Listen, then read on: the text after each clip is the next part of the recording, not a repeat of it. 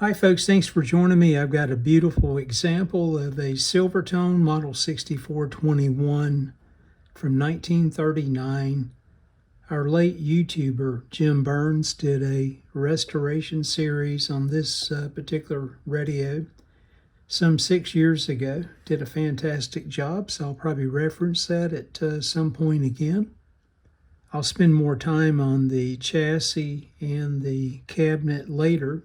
And check out the call letters, WMT, WMAQ, WGN, WCCO, and WEAU. Based on the call signs, there's kind of a clue where this radio came from.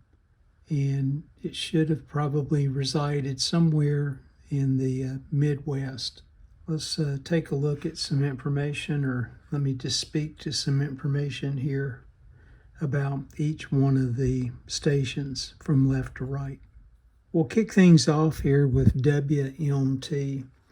That station was based out of Cedar Rapids, Iowa.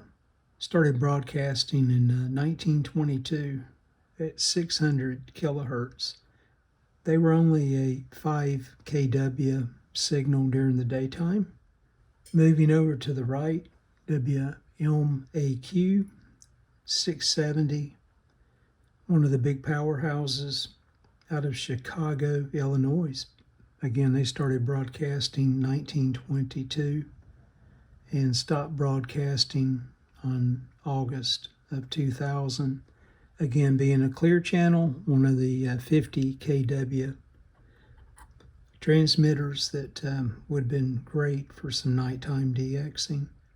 WGN to the right of that, again, started broadcasting around 1922. 50 kW, again, known as the Voice of Chicago. And WCCO 830, Minneapolis, Minnesota, another powerhouse, started broadcasting 1924, 50 kW.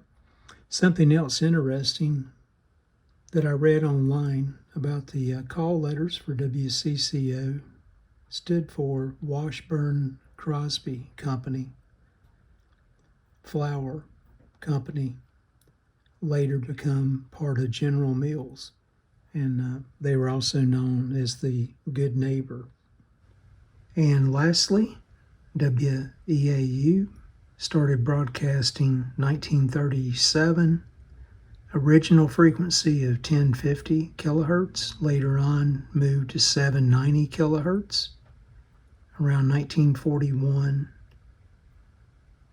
based out of Eau Claire, Wisconsin, another one of the 5 kW daytime stations.